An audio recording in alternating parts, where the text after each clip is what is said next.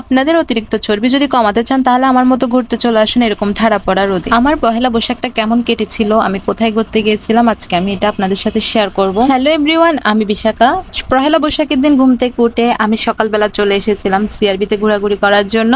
বরাবরের মতো আমি একটা আলসি মেয়ে, সেটা আপনারা আমার ড্রেস আপ দেখলে বুঝতে পারবেন। 1 মাস আগে থেকে আমি একটা শাড়ি হ্যান্ড পেন্ট করছিলাম, যেটা আমার এখনো অবধি করা হয় নাই। এই যে ব্লগটা ছিল পহেলা বৈশাখের, কিন্তু আমি এখনো ভয়েস দিতে পারি নাই। এতটা আলসে মেয়ে আমি, কোনো কাজেই তাড়াহুড়া করে করতে পারি না।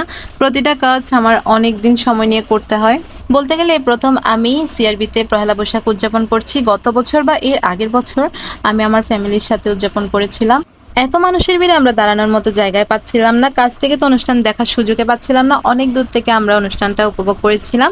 তারপর আমি আর আমার ফ্রেন্ড মিলে ঘুরতে এসেছিলাম হিলভিউ পার্কে, যেটা আমাদের বাসা থেকে অনেক কাছে।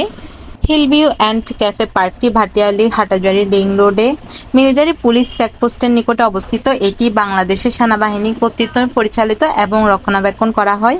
এই পার্কের প্রধান আকর্ষণ হলো প্রাকৃতিক সৌন্দর্য।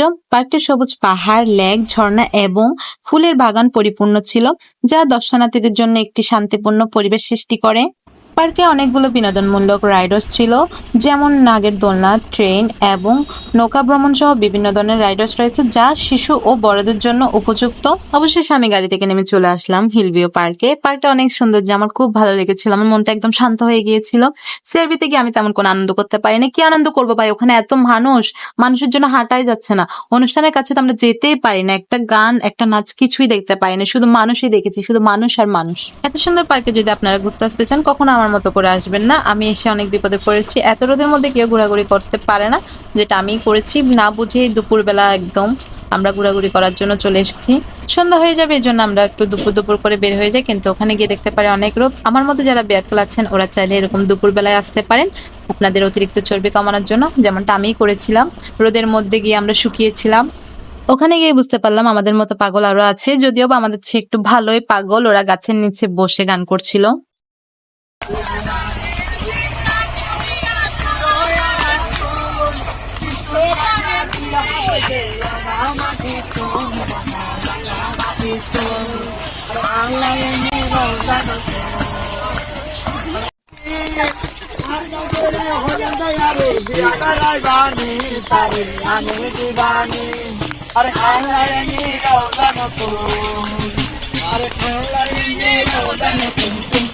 এদিক সেদিক করতে করতে প্রায় আমি ক্লান্ত, তাই আমি কিছুক্ষণ গাছের নিচে জিরিয়ে নিয়েছিলাম, যাতে আমার ক্লান্ত ভাবটা একটু দূর হয়ে যায়। তারপর আমি সুন্দর এই ঝর্ণাটা দেখার জন্য চলে আসলাম। এটা দেখার পর আমি আর আমার ফ্রেন্ড মিলে কিছুক্ষণ দোলনায় চড়ে নিলাম। দোলনায় চড়ার জন্য কোনো বয়স লাগে না। দোলনা থেকে নেমে আমরা এখন ঝর্ণা দেখতে যাব। দুঃখের বিষয় হলো ঝর্ণা একটু পানি নেই, যদিও বা অনেক সুন্দর লাগছিল পানি না থাকা সত্ত্বেও।